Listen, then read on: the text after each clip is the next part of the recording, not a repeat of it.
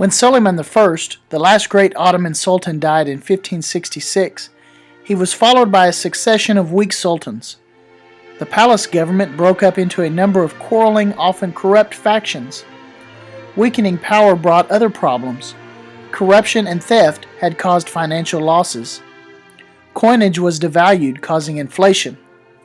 Once the Ottoman Empire had embraced modern technologies, but now it fell further and further behind Europe. When Selim III came into power in 1789, he attempted to modernize the army. However, the older Janissary Corps resisted his efforts. Selim III was overthrown, and reform movements were temporarily abandoned. Meanwhile, nationalist feelings began to stir among the Ottomans' subjected peoples. In 1830, Greece gained its independence, and Serbia gained self-rule. The Ottomans' weaknesses were becoming apparent to European powers who were expanding their territories. They began to look for ways to take the Indians away from the Ottomans.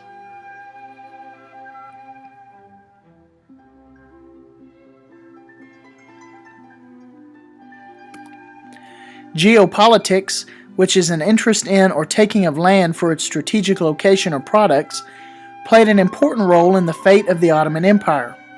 World powers were attracted to its strategic location, and the Ottomans controlled access to the Mediterranean and the Atlantic Sea trade.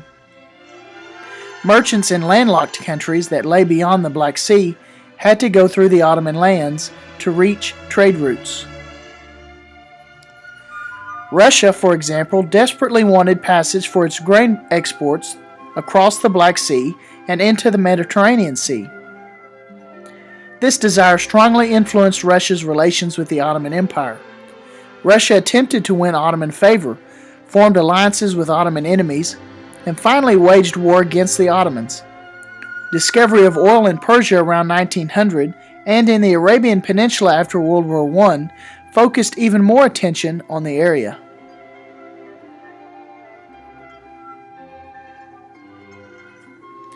Each generation of Russian czars launched a war on the Ottomans to try and gain land on the Black Sea. The purpose was to give Russia a warm-weather port. In 1853, war broke out between the Russians and the Ottomans. The war was called the Crimean War, named after a peninsula in the Black Sea where most of the war was fought.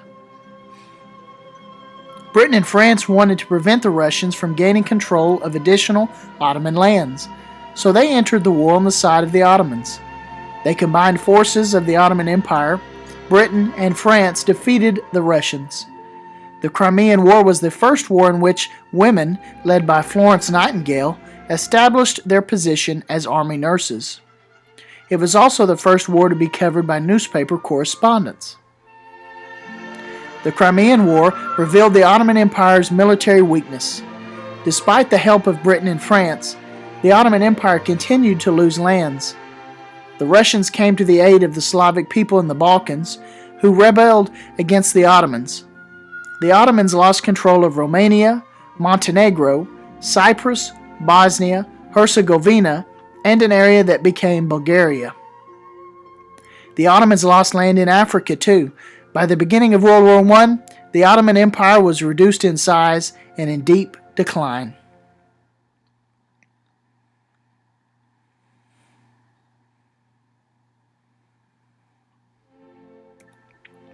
Modernization came to Egypt as a result of the interest in the area created by the French occupation. Egypt's strategic location at the head of the Red Sea appeared valuable to France and to Britain.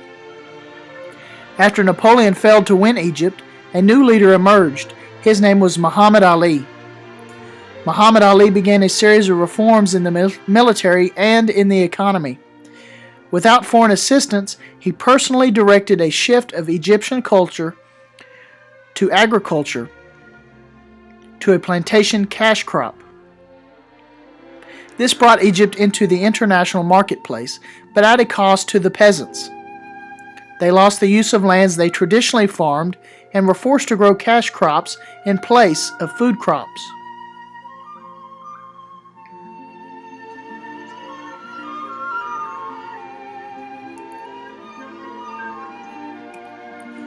Muhammad Ali's efforts to modernize Egypt were continued by his grandson, Ismaili.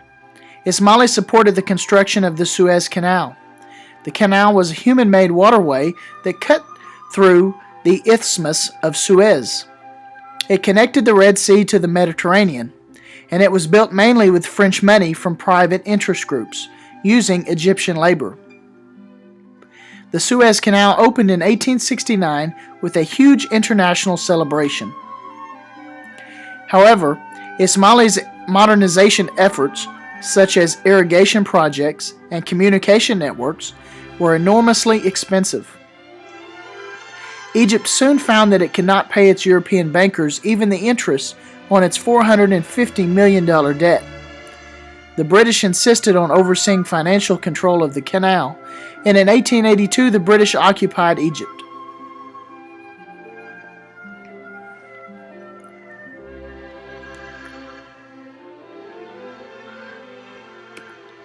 Elsewhere in Southwest Asia, Russia and Britain competed to exploit Persia commercially and to bring that country under their own spheres of influence. Russia was especially interested in gaining access to the Persian Gulf and the Indian Ocean. Twice, Persia gave up territories to Russia after military defeats in 1813 and 1828.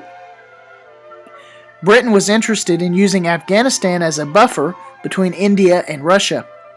In 1857, Persia resisted British demands, but they were forced to give up all claims to Afghanistan.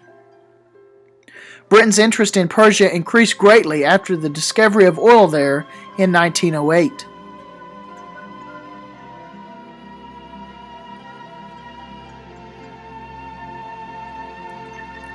In 1890, the Persian ruler sold a concession to a British company to export tobacco. This outraged some leaders in Persia and resulted in a boycott by the heavy-smoking Persian people. The boycott worked as riots broke out throughout the country, forcing Persia to cancel the tobacco concession. However, as a result of the civil unrest, Russia and Britain were able to take over the Persian lands and divide the land amongst themselves.